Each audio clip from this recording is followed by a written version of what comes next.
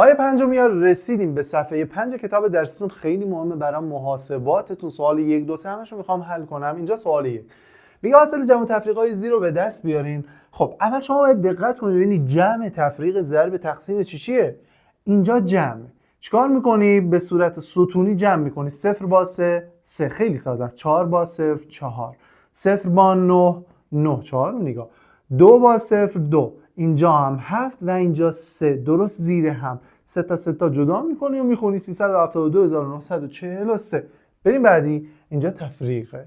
تفریق باید قرض بگیره. ترفندش رو بعداً بهتون میگم.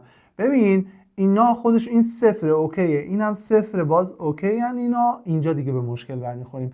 از هیچ میتونی 5 تا بگیری نمیشه که، باید قرض بگیری. این بخت برگشت هم خودش صفره دیگه، باید بریم از 9 بگیریم. 9 میشه 8، این میشه 10، باز 10 میشه 9 که یکشو بده به این دوباره بشه 10. حالا 5 از 10 که میشه 5، اینا بیشتر جنبه یادآوری هم داره.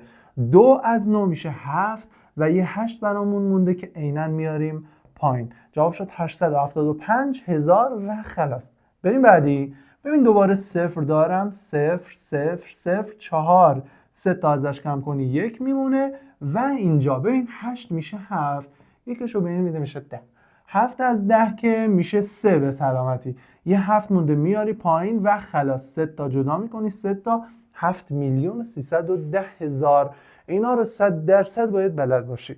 ساده هم هست. منتها سوال 2 شاید یه مقدار چالشی باشه. ترفندش هم بهت میگم. ویدیوی بعدی رو از دست نده. بفرست برای پنجم. اگه کلمه آکادمی رو بفرستی کانال تلگرام هم سر میخوره تو دایرکتت، و اگه کلمه آموزش رو بفرستی لینک مستقیم چنل یوتیوب هم میاد برات. اینجام که اینستاگرام در خدمت شما هستیم. کلی ویدیوی آموزشی تو راهه. ما رو به دوستاتون معرفی کن.